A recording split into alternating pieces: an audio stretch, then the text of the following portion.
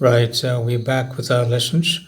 I'll be continuing from a few paragraphs of the former subject.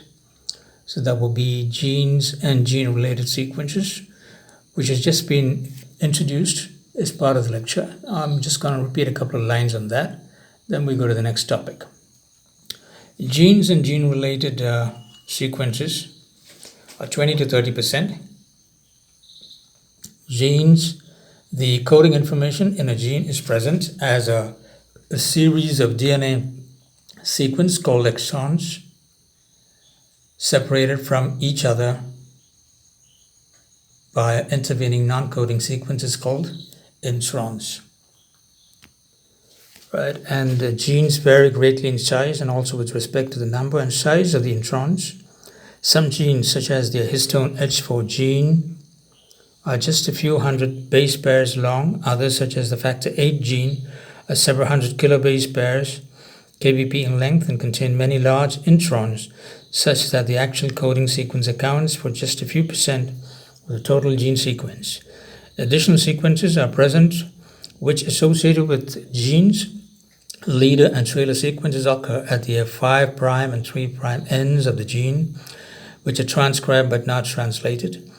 Promoter sequences occur upstream of the point where transcription begins and regulate synthesis of mRNA from the gene. The promoter may extend up to about 1 kbp upstream, but other regulatory sequences that influence transcription may occur at sites much further away. Gene families. Some genes exist as a number of copies with identical or related sequences that can be grouped into families. Gene families may be organized in a number of ways. All of the genes in the family occur at the same chromosomal locus. An example of this is the growth hormone gene family, whose 5 members are clustered on chromosome 17. The genes belonging to the family may occur at different loci. For example, the 5 members of the aldolase gene family are on different chromosomes. The genes of a family may exist as a series of clusters on different chromosomes. An example is the homebox gene, which occur as 4 clusters on separate chromosomes, each containing about 10 individual genes. In some multi-gene families, all the genes are identical and may encode a protein required in large amounts by the cells, such as histones. In other families, the genes are not identical, but show some sequence divergence. In some cases, the divergence is so great that the genes encode proteins that are related but have distinctive properties. An example of this is the alpha and beta globin gene families, whose members are expressed at different stages of embryonic development and in adults. Pseudogenes. These are diverged members of gene families that have acquired one or more inactivating mutations, so that they are no longer able to function and do not produce biologically active protein. A pseudogene is simply a mutated version of a parent gene. Often the mutations present are nonsense mutations which generate stop codons and result in premature termination of translation. Related to pseudogenes are processed pseudogenes, which are DNA copies of mRNA. Processed pseudogenes lack introns, and because they do not have a promoter, they are not transcribed and do not result in protein production. It is not clear how processed pseudogenes arose in the human genome, but they may have been derived by reverse transcription of mRNA into double-stranded DNA, which was then inserted into the genome. Another group of inactive genes are gene fragments, which lack the 5' or 3' region of the parent gene. These are thought to have arisen by a deletion event or by a recombination that split the parent gene. And the next topic will be extragenic DNA, 70 to 80%. This part of the human genome is composed of sequences that exist in addition to the genes and gene-related sequences described above. Extragenic DNA is composed of sequences that are not part of a gene, exons and introns, not associated with a gene, leader and trailer sequences, promoters, and distant regularity elements, and not a pseudogene or a gene fragment. All the extragenic sequences account for most of the DNA in the human genome, 70 to 80%. They have no known function. Most of the extragenic DNA sequences, 70 to 80%, are unique or exist as a small number of copies. The remainder, 20 to 30%, are moderately or highly repeated sequences that may be dispersed throughout the genome or lined up end on end as long tandem arrays. Dispersed repetitive sequences. Two types of dispersed repetitive sequence exist, known as short and long interspersed nuclear elements, abbreviated into SINEs and lines. I have enumerated this in the past lecture towards the end, but I'm just repeating for continuity purposes. SINEs. The best known example of SINEs is LU elements. These sequences are not identical, but they are similar enough to be classed as a family. They have an average length of 250 pp and almost 1 million copies exist, which are very widely dispersed throughout the genome, occurring in most places, including the introns of some genes. The origin of LU elements is uncertain, but they are believed to have arisen as one or more process pseudogenes. It is suggested that at one stage these sequences acquired transportable activity, which allowed them to replicate and move to different sites in the genome. Lines. They are similar to SINEs but have longer sequences. A well-known example is the L1 line, which is 6500 pp long and is present as 60,000 copies. Lines are a type of ritual element. These are sequences that are capable of moving through the genome by a process called transposition, which allows them to copy themselves by reverse transcription and to insert the copy into the genome at a distant site. Most L1 elements are truncated, but the full-length version has all the components needed for transposition, including a gene that could code for reverse transcriptase. Clustered repetitive sequences. The human genome contains an end-on-end as long as tandem arrays. This is called satellite DNA and occurs in various forms, each with a different repeat unit because they are separated from the bulk of cellular DNA by equilibrium density gradient centrifugation. However, not all simple sequence DNAs separate from the bulk of cellular DNA during centrifugation. Simple sequence DNA, which consists largely of very short sequences repeated in long tandem arrays, is preferentially located in centromeres, telomeres, and specific locations within the arms of a particular chromosome where it may have a structural role. Three classes of satellite DNA have been defined based on size of the cluster and the length of the repeat unit. Satellite DNA. Satellite DNA was the first type to be identified in the human genome and contains repeat units of up to 200 pp arranged in clusters between 100 and 5000 kbp. Mini satellite DNA. Mini satellite DNA occurs in small clusters up to 20 kbp in length and has repeat units up to 25 bp. The length of a particular simple sequence tandem array is quite variable among individuals in a species, probably because of unequal crossing over during meiosis. Differences in the lengths of mini satellite DNA forms the basis for DNA fingerprinting. Microsatellite, let me repeat that for you. Differences in the lengths of the mini satellite DNA forms the basis for DNA fingerprinting. Microsatellite. Microsatellite DNA occurs in short clusters, usually less than 150 bp, and has a repeat unit which is usually 4 bp or less. Microsatellite DNA is very common. One type, which contains the dinucleotide CA as a repeat sequence, accounts for 0.5% of the entire genome. Mononucleotide repeats consists of a single repeated base, counting for a further 0.3%. Variable number of tandem repeats. The length of microsatellite DNA sequence, such as the CA repeats and mini satellite DNA, varies from person to person. At any given location in the genome, the number of repeat units present in an individual microsatellite DNA sequence may vary by as many as 10 or more. As such, these sequences are known as variable number tandem repeats, or VNTRs. The polymerase chain reaction PCR can be used to analyze VNTRs using primers specific for unique sequences on either side of the repeat sequence. DNA molecules of varying lengths are amplified depending on how many repeats are present. By examining several VNTRs, it is possible to build up a genetic profile that is unique to the individual being tested. Take a copy of this as a screenshot and write your inferences. VNTRs have a number of very useful applications based on establishing the identity of an individual. They can be used in forensic science to link suspects to a crime using biological material recovered from the scene. They also have a number of uses in medicine, including matching patients undergoing transplants with donor organs, identifying carriers of genetic disease, and establishing paternity. VNTRs have also been widely used in the human genome mapping project as gene markers to identify the location and order of genes on chromosomes. Gene organization, that is section C2. Bacterial chromosomes.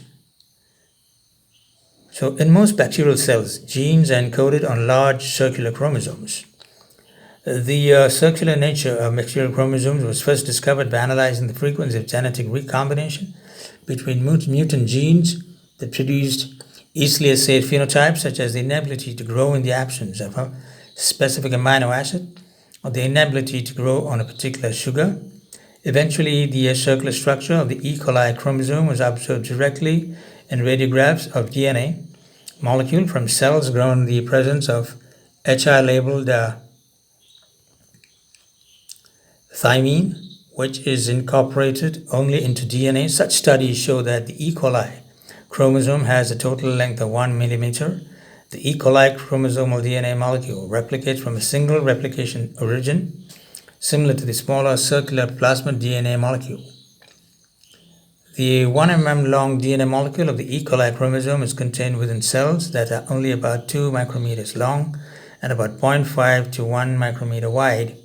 A free DNA molecule of this size would form a random coil about 1,000 times the volume of an E. coli cell. However, several mechanisms operate to compact E. coli chromosomal DNA sufficiently to fit inside the bacterial cell. For example, the large volume filled by free DNA is due largely to charge repulsion between the negatively charged phosphate groups. In the cell, this effect is countered by association of the DNA with positively charged polyamines such as spermine and spermidine, which shield the negative charges of the DNA phosphate.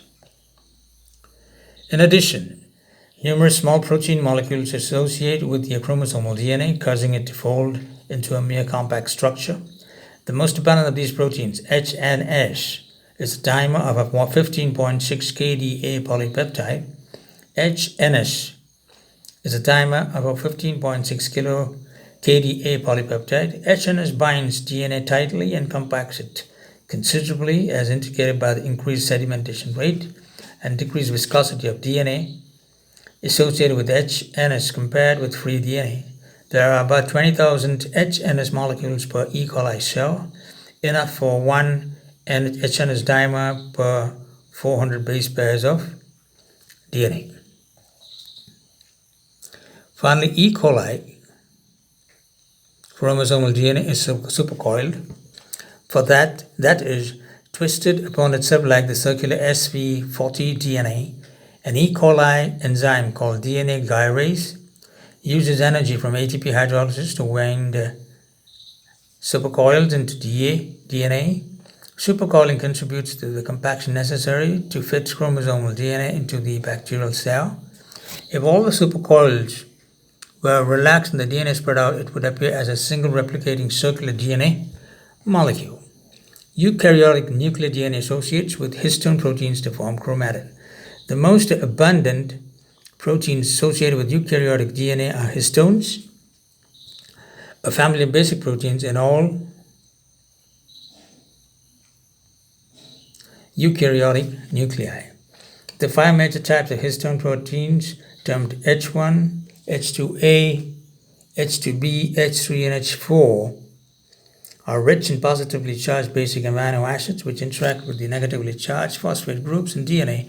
In a fraction of the histone proteins of most cells, some of the basic amino acid chains are modified by post-translation addition of acetyl CH3 COO phosphate or methyl groups, neutralizing the positive charge of the side chain or converting it to a negative chain charge. The amino acid sequence of 4 histones H2A, H2B, H3, and H4 are remarkably similar among distantly related species. For example, the sequence of histone H3 from sea urchin tissue and of H3 from calf thymus are identical except for a single amino acid, and only 4 amino acids are different in H3 from the garden pea and that from calf thymus. Minor histone variants encoded by genes that differ from the highly conserved major types also exist, particularly in vertebrates. The amino acid sequence of 3H1 varies more from the organisms to organisms than to the sequences of the other major histones in certain tissues. H1 is required by special histones. For example, in the enucleated red blood cells of birds, a histone termed H5 is present in all H1. The similarity in sequence among histones from all eukaryotes indicates that they fall into very similar three-dimensional conformations, which were optimized for fuel function, histone function, early in evolution in a common ancestor of all modern eukaryotes. Chromatin is the next subject. Right. The amino acid sequences of 4 histones, H2A, H2B, H3, and H4, are remarkably similar among distantly related species. For example, the sequences of histone H3 from sea urchin tissue and of H3 from calf thymus are identical except for a single amino acid, and only 4 amino acids are different in H3 from the garden pea and that from calf thymus. Minor histone variants encoded by genes that differ from the highly conserved major types also exist, particularly in vertebrates. The amino acid sequence of H1 varies more from organism to organism than to the sequences of the other major histones in certain tissues. H1 is replaced by a special histone. For example, in the nucleated red blood cells of birds, a histone termed H5 is present in place of H1. The similarity in sequence among histones from all eukaryotes indicates that they fold into very similar three-dimensional conformations which were optimized for histone function early in evolution and a common ancestor of all modern eukaryotes. Chromatin. The total length of DNA in eukaryotic cell depends on the species, but it can be thousands of times as much as in a prokaryotic genome, and is made up of a number of discrete bodies called chromosomes, 46 in humans. The DNA in each chromosome is believed to be a single linear molecule which can be up to several centimeters long. This entire DNA must be packaged into the nucleus, a space of approximately the same volume as a bacterial cell.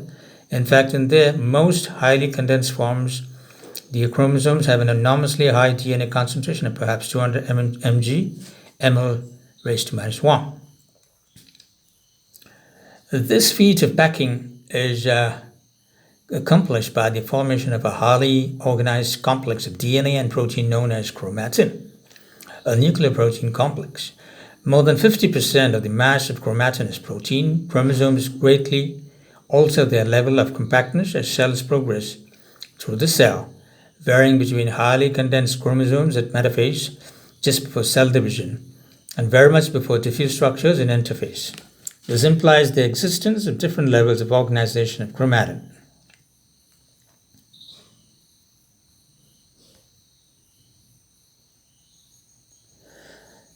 Histones. Most of the protein in eukaryotic chromatin consists of histones, of which there are 5 families or classes: H2A, H2B, H3A, and H4, known as the cohistones and H1.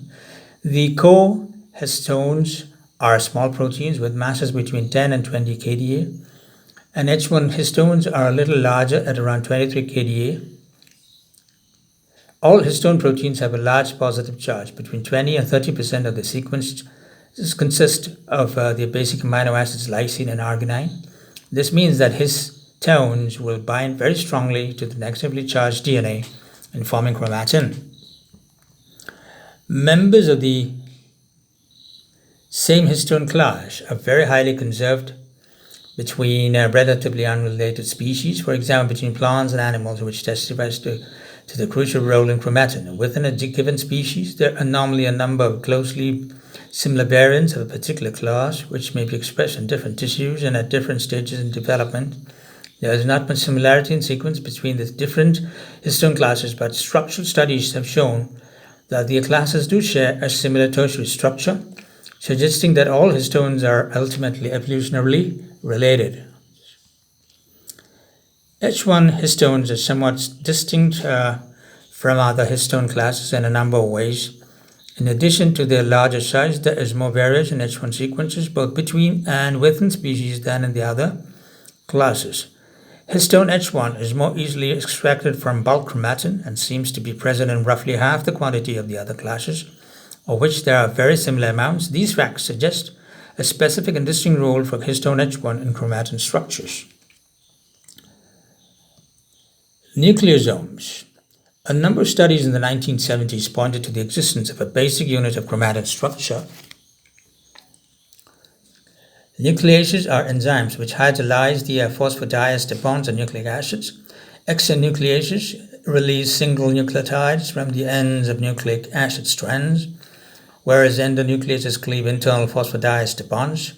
Treatment of chromatin with micrococcal nuclease and endonuclease which cleaves double-stranded DNA led to the isolation of DNA fragments with discrete sizes and multiples approximately 200 pp. It was discovered that each 200 pp fragment is associated with an octamer core of histone proteins, being H2A2, H2B2, H32, and H42, which is why these are designated the co-histones, and most loosely with one molecule of H1. The proteins protect the DNA from the action of micrococcal nuclease. More prolonged digestion with nuclease leads to the loss of H1 and yields a very resistant structure consisting of 146 BP of DNA. However, very tightly with the histone octamer, this structure is known as the nucleosome core and is structurally very similar, whatever the source of the chromatin. The structure of the nucleosome core particle is now known in considerable detail from structural studies, culminating in X-ray crystallography. The histone octamer forms a wedge-shaped disc around which the 146 BP of DNA is wrapped in 1.8 turns in a left-handed direction. Figure 1 shows the basic features and the dimensions of the structure. The left-handed wrapping of the DNA around the nucleosome corresponds to negative supercoiling, that is, the turns are superhelical turns. Although eukaryotic DNA is negatively supercoiled to a similar level as that of prokaryotes, on average, virtually all the supercoiling is accounted for by wrapping in nucleosomes, and there is no unconstrained supercoiling. The role of H1, one molecule of histone H1, binds to the nucleosome and acts to stabilize the point at which the DNA enters and leaves the nucleosome core. In the presence of H1, a further 20 pp of DNA is protected from nucleus digestion, making 166 pp in all, corresponding to 2 full turns around the histone octamer. The nucleosome core plus H1 is known as a chromatosome. The largest size of H1 compared with the core histones is due to the presence of an additional C-terminal tail, which serves to destabilize the DNA between the nucleosome cores. As stated above, H1 is more variable in sequence than the other histones, and in some cell types it may be replaced by an extreme variant called histone H5, which binds chromatin particularly tightly and is associated with DNA which is not undergoing transcription. Linker DNA. In the electron micrographs of nucleosome core, particles on DNA under certain conditions, an array, sometimes called the beads on a string structure, is visible. This comprises globular particles, nucleosomes connected by thin strands of DNA. This linker DNA is the additional DNA required to make up the 200 pp nucleosomal repeat, apparent in the micrococcal nucleus experiments as shown above. The average length of linker DNA between core particles is 55 pp, but the length varies between species and tissues, from almost nothing to more than 100 pp. The solenoid 30 nm fiber, the presence of histone H1 increases the organization of the beads on a string to show a zigzag structure in electron micrographs. With a change in the salt concentration, further organization of the nucleosomes into a fiber of 30 nanometer diameter takes place. Detailed studies of this process have suggested that the nucleosomes are wound into a higher order left-handed helix dubbed a solenoid with around 6 nucleosomes per turn. However, there is still some conjecture about the precise organization of the fiber structure, including the path of the linker DNA and the way in which different linker lengths might be incorporated into what seems to be a very uniform structure. Most chromosomal DNA in vivo is packaged into the 30 nm fiber. High-order structure. The organization of chromatin at the highest level seems rather similar to that of prokaryotic DNA. Electron micrographs of chromosomes which have been stripped of their histone proteins show a loop domain structure. Even the size of the loops is approximately the same, up to around 100 kb of DNA, although there are many more loops in a eukaryotic chromosome. The loops are constrained by interaction with a protein complex known as the nuclear matrix. The DNA in the loops is in the form of 30 nm fiber, and the loops form an array about 300 nm across. That being said, we go to the next section, C3, which is titled as transposons. Mobile DNA, the second type of repetitious DNA in eukaryotic genomes, termed interspersed repeats, also known as moderately repeated DNA or intermediate repeat DNA, is composed of a very large number of copies of relatively few sequence families. These sequences, which are interspersed throughout mammalian genomes, make up to about 25 to 50% of mammalian DNA, 45% of human DNA. Because moderately repeated DNA sequences have the unique ability to move in the genome, they are called mobile DNA elements or transposable elements. Although mobile DNA elements ranging from hundreds to a few thousand base pairs in length originally were discovered in eukaryotes, they are also found in prokaryotes. The process by which these sequences are copied and inserted into a new site in the genome is called transposition. Mobile DNA elements, or simply mobile elements, are essentially molecular symbiotes that in most cases appear to have no specific function in the biology of their host organisms, but exist only to maintain themselves. For this reason, Francis Crick referred to them as selfish DNA.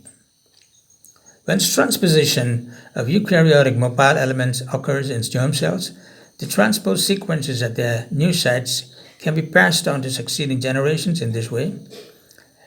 In this way, mobile elements have multiplied and slowly accumulated in eukaryotic genomes over evolutionary time. Since mobile elements are eliminated from eukaryotic genomes very slowly, they now constitute a significant portion of the genomes of many eukaryotes. Transposition also may occur within a somatic cell. In this case, the transpose sequence is transmitted only to the daughter cells derived from that cell. In rare cases, this may lead to a somatic cell mutation with detrimental phenotypic effects, for example, the inactivation of a tumor suppressor gene. Movement of mobile elements involves a DNA or an RNA intermediate. Barbara McClintock discovered the first mobile elements while doing classical genetic experiments in maize or corn during the 1940s. She characterized genetic entities that could move into and back out of genes, changing the phenotype of corn kernels. Her theories were very controversial until similar mobile elements were discovered in bacteria when they were characterized as specific DNA sequences, and the molecular basis of the transposition was deciphered. As research on mobile elements progressed, they were found to fall into two categories. One, those that transpose directly as DNA, and two, those that transpose via an RNA intermediate transcribed from the mobile element by an RNA polymerase and then converted back into double-stranded DNA by reverse transcriptase. Mobile elements that transpose through a DNA intermediate are generally referred to as DNA transposons. Mobile elements that transpose to new sites in the genome via an RNA intermediate are called retrotransposons because their movement is analogous to the infectious process of retroviruses. Indeed, retroviruses can be thought of as retrotransposons that evolve genes encoding viral codes, thus allowing them to transpose between cells. Retrotransposons can further be classified on the basis of their specific mechanism of transposition.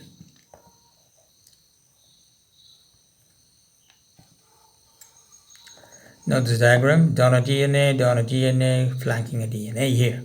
Form a transposon site, RNA polymerase, RNA intermediate in the presence of a reverse transcriptase. The donor DNA gets into effect through DNA intermediates to a target DNA and transpose mobile elements. So this is how we figure out the classification of mobile elements into two classes. Mobile elements that move as DNA are present in prokaryotes and eukaryotes.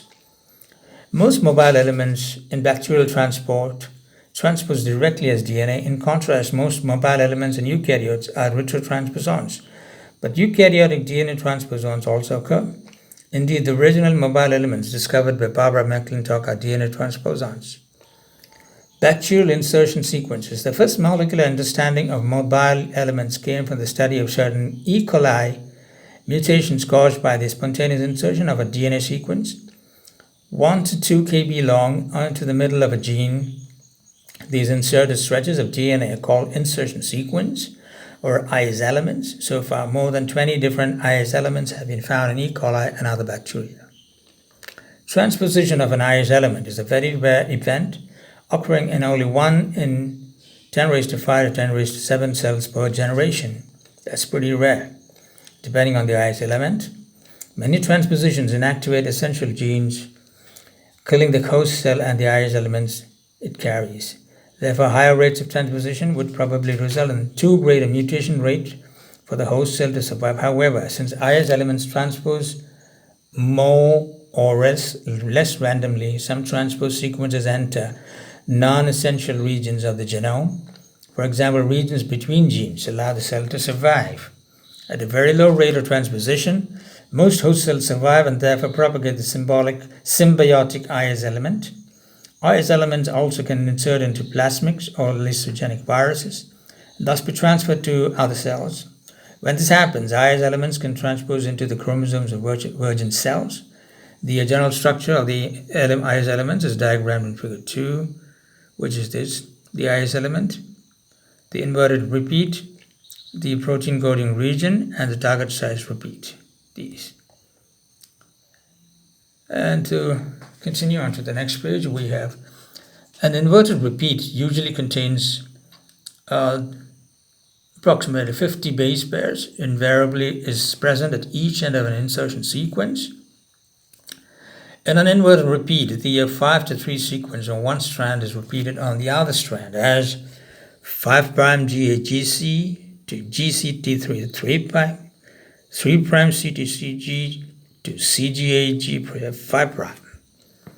Between the inverted repeats is a region that encodes transposase, an enzyme required for transposition of the IS element to a new site. The transposase is expressed at a very low rate, accounting for the very low frequency of transposition. An important hallmark of IS elements is the presence of a short-term direct repeat sequence containing 5 to 11 base pairs immediately adjacent to both ends of the inserted element. The length of the direct repeat is characteristic of each type of IS element, but a sequence depends on the target site where a particular copy of the IS element is inserted. When the sequence of a mutated gene containing an IS element is compared with the sequence of the wild-type gene before insertion, only one copy of the short-term repeat sequence is found in the wild-type gene. Duplication of this target site sequence to create the second direct repeat adjacent to an IS element occurs during the insertion phase. As depicted in figure 3, transposition of an IS element is similar to a cut and paste operation in a word processing program. Transposase performs 3 functions in this process. It 1 precisely excises the IS element in the donor DNA, 2 makes staggered cuts in a short sequence in the target DNA, and 3 ligates the 3' terminal of the IS element to the 5' ends of the cut donor DNA. Finally, a host cell DNA polymerase fills in these single-stranded gaps, generating the short direct repeats, flank IS elements, and DNA ligase joins the free ends.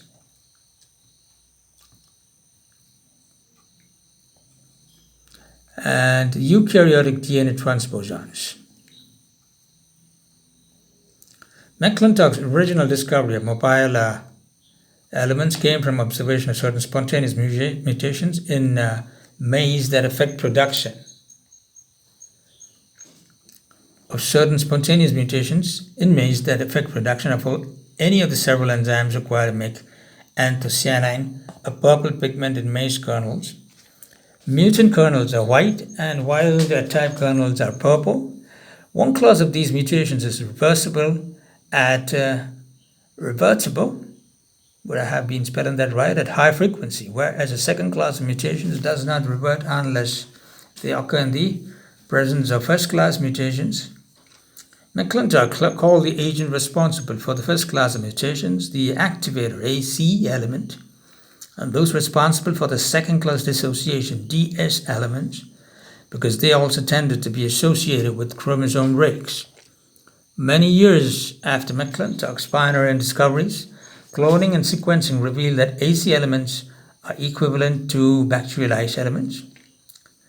Like IS elements, they contain inverted terminal repeat sequences that flank the coding region for a transposase, which recognizes the terminal repeats and catalyzes transposition to a new site in DNA.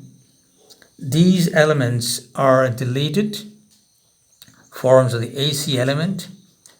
Let me repeat that. DS elements are deleted forms of the AC element in which a portion of the sequence encoding transposase is missing. Because it does not encode a functional transposase, a DS element cannot move by itself. However, in plants that carry the AC element and thus express a functional transposase, DS elements can move. Since McClintock's early work on mobile elements and corn transposons have been identified in eukaryotes, for instance, approximately half of the spontaneous mutations observed in Drosophila are due to the insertion of mobile elements. Although most of the mobile elements in Drosophila function as retrotransposons, at least one, the P element, function as a DNA transposon, moving by a cut-and-paste mechanism similar to that used by bacterial insertion sequences.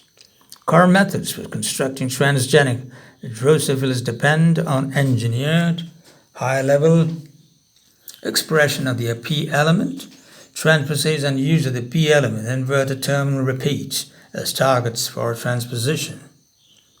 DNA transposition by the cut-and-paste mechanism can result in an increase in the copy number of a transposon when it occurs during the S phase. This happens when the donor DNA is from one of the two daughter DNA molecules in the region of a chromosome that has replicated, and the target DNA is in the region that has not yet replicated. When DNA replication is complete at the end of the S phase, the target DNA in its new location is also replicated. This results in a net increase by 1 in the total number of these transposing in the cell. When this occurs during the S phase preceding meiosis, 2 of the 4 germ cells produced have the extra copy. A repetition of the process over evolutionary time has resulted in the accumulation of large numbers of DNA transposons in the genomes of some organisms. Human DNA contains about 100,000 copies of full-length and deleted transposons, amounting to about 3% of human DNA.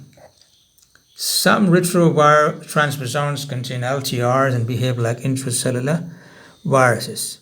The genomes of all eukaryotes studied from yeast to humans contain retrotransposons, mobile DNA elements that transpose through an RNA intermediate, utilizing a reverse transcriptase, see the figure 1b. These mobile elements are divided into 2 major categories, those containing and those lacking long terminal repeats, LTRs. Note that down. LTR retrotransposons, which we discuss in this section, are common in yeast. For example, T elements, TY elements, and in Drosophila, example, CoP elements. Although less abundant in mammals than on non-LTR transposons, LTR retrotransposons nonetheless constitute 8% of human genomic DNA because they exhibit some similarities with retroviruses.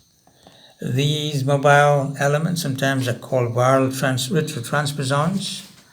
In mammals, retrotransposons lacking the LTRs are the most common type of mobile element, as shown in the figure. The general structure of a eukaryotic TR retrotransposon.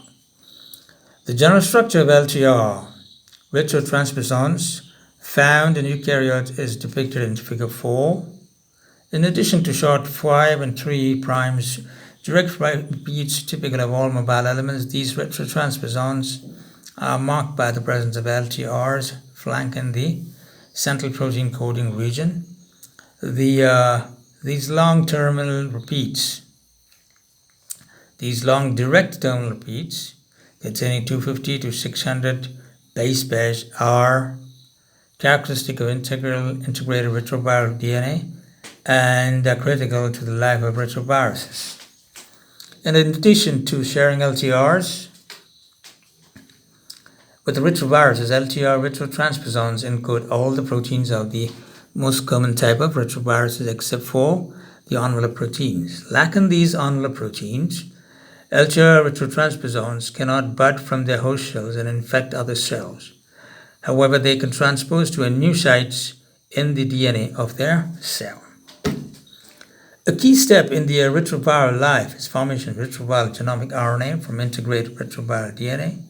This process serves as a model for generation of the RNA intermediate during transposition of LTR retrotransposons.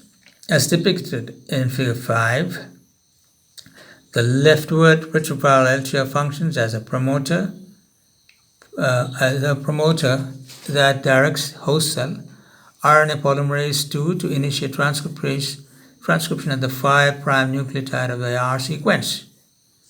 After the entire downstream retroviral DNA has been transcribed, the RNA sequence corresponding to the right word LTR directs host cell RNA processing enzymes to cleave the primary transcript and add a poly A tail at the end, at the 3' end of the R sequence. Okay, let me repeat that paragraph again. A key step in the retroviral life cycle is formation of retroviral genomic RNA from integrated retroviral DNA. This process serves as a model for regeneration of the RNA intermediate during transposition of LTR retrotransposons as depicted in figure 5. The leftward retroviral LTR functions as a promoter that directs host cell RNA polymerase II to initiate the transcription at the 5' nucleotide of the R sequence. After the entire downstream retroviral DNA has been transcribed, the RNA sequence corresponding to the rightward LTR directs host cell RNA processing enzymes to cleave the primary transcript and add a poly A tail at the end, 3' end to the R sequence. The resulting retroviral RNA genome, which lacks a complete LTR, is packaged into a virion that buds from the host cell. After a retrovirus infects a cell, reverse transcription of its RNA genome by the retrovirus encoded reverse transcriptase yields a double-stranded DNA containing complete LTRs.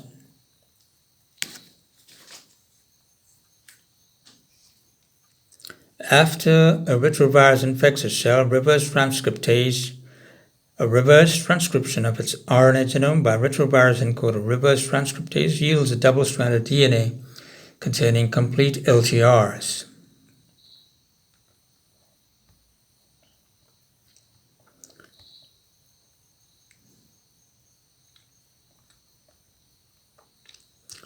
Integrase, another enzyme encoded by retroviruses that is closely related to the transposase of some DNA transposons, uses a similar mechanism to insert the double-stranded retroviral DNA into the host cell genome. In this process, short direct repeats of the target site sequence are generated at either end of the inserted viral DNA sequence.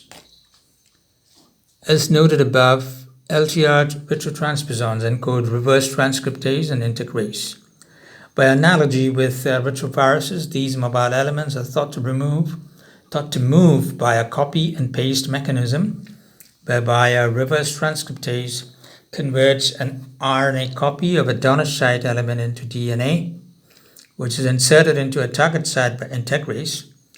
The experiments depicted in Figure 6 provided strong evidence for the role of an RNA intermediate in transposition of TY elements. Sequencing of the human genome has revealed that the most common LTR retrotransposon-related sequences in human are derived from endogenous retroviruses, ERVs. Most of the 443,000 ERV-related DNA sequences of the human genome consist only of isolated LTRs. These are derived from full-length proviral DNA by a homologous recombination between the two LTRs, resulting in deletion of the internal retroviral sequences. Take a note of this diagram and keep a transcript and a screenshot of it, right?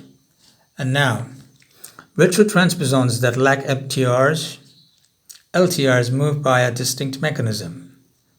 The most abundant mobile elements in mammals are retrotransposons that lack NTRs, LTRs, sometimes called non-viral retrotransposons. These moderately repeated DNA sequences form two classes in mammalian genomes: long interspersed elements, lines, and short interspersed elements, signs. In humans, full-length lines are 6 kb long and signs are 300 bp long. Repeated sequences with the characteristics of lines have been observed in protozoans, insects, and plants, but for unknown reasons they are particularly abundant in the genomes of mammals. Signs also found primarily in mammalian DNA. Large numbers of lines and signs in high eukaryotes have accumulated over evolutionary time by repeated copying of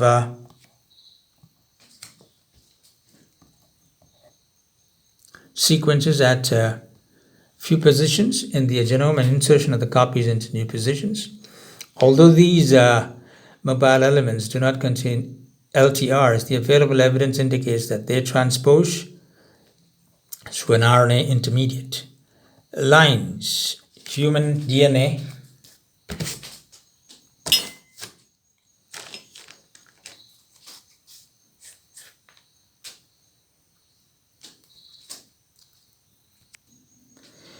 human DNA contains three major families of line sequences that are similar in the mechanism of transposition but differ in the sequences L1, L2, and L3. Only members of the L1 family transpose in the contemporary human genome. Line sequences are present at 900,000 sites in the human genome, accounting for a staggering 21% of total human DNA. The general structure of a complete line is diagrammed in Figure 8. While lines usually are flanked by short direct repeats, the hallmark of mobile elements contain two long open reading frames, ORFs. ORF 1 kb long, encodes an RNA binding protein. ORF 2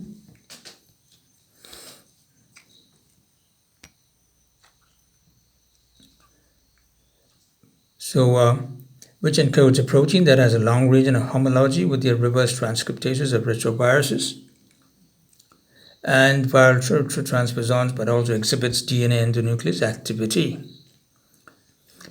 This is a diagram of the long interspersed element, and which is in fact part of the general structure of a line, one of the two classes of non-LTR retrotransposons in mammalian DNA. Evidence for the mobility of L1 elements first came from analysis of DNA cloned from humans with certain genetic diseases. DNA from these patients was found to carry mutations resulting from insertion of an L1 element into a gene, whereas no such element occurred within this gene in either parent.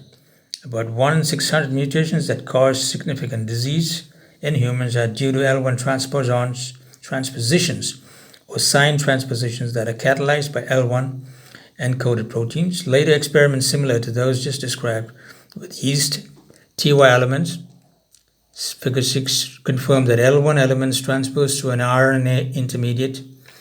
In these experiments, an intron was introduced into a clone mouse L1 element, and the recombinant L1 element was stably transformed into cultured hamster cells. After several cell doublings, a PCR amplified fragment corresponding to the L1 element but lacking the inserted intron was detected in these cells. This finding strongly suggests that over time the recombinant L1 element containing the inserted intron has transposed to new sites in the hamster genome through an RNA intermediate that underwent RNA splicing to remove the intron.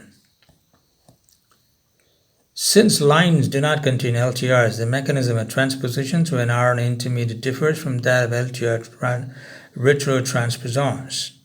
ORF1 and ORF2 proteins are translated from a line RNA. In vitro studies indicate that transcription by RNA polymerase II is directed by promoter sequences at the left end of integrated line DNA. Line RNA is polyadenylated by the same post-transcriptional mechanism that polyadenylates other mRNAs. The line RNA then is transported into the cytoplasm where it is translated into ORF1 and ORF2 proteins. Multiple copies of ORF1 protein then bind to the line RNA, and ORF2 protein binds to the poly-A tail. The line RNA is then transported back into the nucleus as a complex with ORF1 and ORF2. ORF2 then makes staggered nicks in chromosomal DNA on either side of any A-trig sequence in the genome, as you see on figure 9, step 1. Reverse transcription of line RNA by ORF2 is primed by the single-stranded T-rich sequence generated by the nick in the bottom strand, which hybridizes to the line poly-A tail, step 2. ORF2 then reverse transcribes the line RNA, step 3, and then continues this new DNA strand switching to this single-stranded region of the upper chromosomal strand as a template, steps 4 and 5. Cellular enzymes then hydrolyze the RNA and extend these 3' end of the chromosomal DNA top strand, replacing the line RNA strand with DNA. Finally, 5' and 3' ends. 5' and 3' ends of DNA strands are ligated, completing the insertion. These last steps, 6 and 7, probably are catalyzed by the same cellular enzyme that remove RNA primers and ligate Okazaki fragments during DNA replication. The complete process results in insertion of a copy of the original line retrotransposons into a new site in chromosomal DNA. A short direct repeat is generated at the insertion site because of the initial staggered cleavage of the 2 chromosomal DNA strands in step 1. The vast majority of lines in the human genome are truncated at the 5' end, suggesting that reverse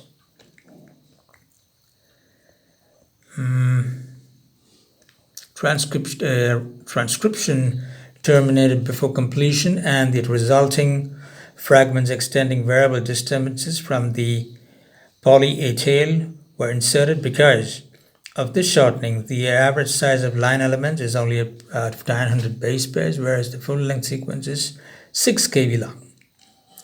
In addition, nearly all the full-length elements containing stop codons and frame shift mutations in ORF1 and ORF2. These mutations probably have accumulated in line sequences over evolutionary time. As a result of truncation and mutation, only 0.01% of the line sequences in the human genome are full length with intact open reading frames for ORF1 and ORF2, 60 to 100 in total. Signs. The second most abundant class of mobile elements in the human genome, signs, constitutes 13% of total human DNA, varying in length from about 100 to 400 base pairs. These retrotransposons do not encode protein, but most contain a 3'AT-rich sequence similar to that, and line signs are transcribed by RNA polymerase 3. The same nuclear RNA polymerase that transcribes genes encoding tRNAs, 5S rRNAs, and other small stable RNAs, most likely the ORF1 or ORF2 proteins, expressed from full-length lines mediate transposition of signs by the retrotransposition mechanisms shown in figure 9. Signs occur at about 1.6 million sites in the human genome. Of these, 1.1 million are elements, so named because most of them contain a single recognition site for the restriction enzyme, ALU1. LU elements exhibit considerable sequence homology with and may have evolved from 7s RNA, a component of the single recognition particle. This abundant cytosolic ribonucleoprotein particle aids in targeting certain polypeptides as they are being synthesized to the membranes of the endoplasmic reticulum. LU elements are scattered throughout the human genome at sites where the insertion has not disrupted gene expression, between genes with introns, and in the 3' untranslated regions of some mRNAs. For instance, 9 LU elements are located within human beta-globin gene cluster. The overall frequency L1 and SAN retrotranspositions in humans is estimated to be about 1 new retrotransposition in every 8 individuals. That's it for this section. We'll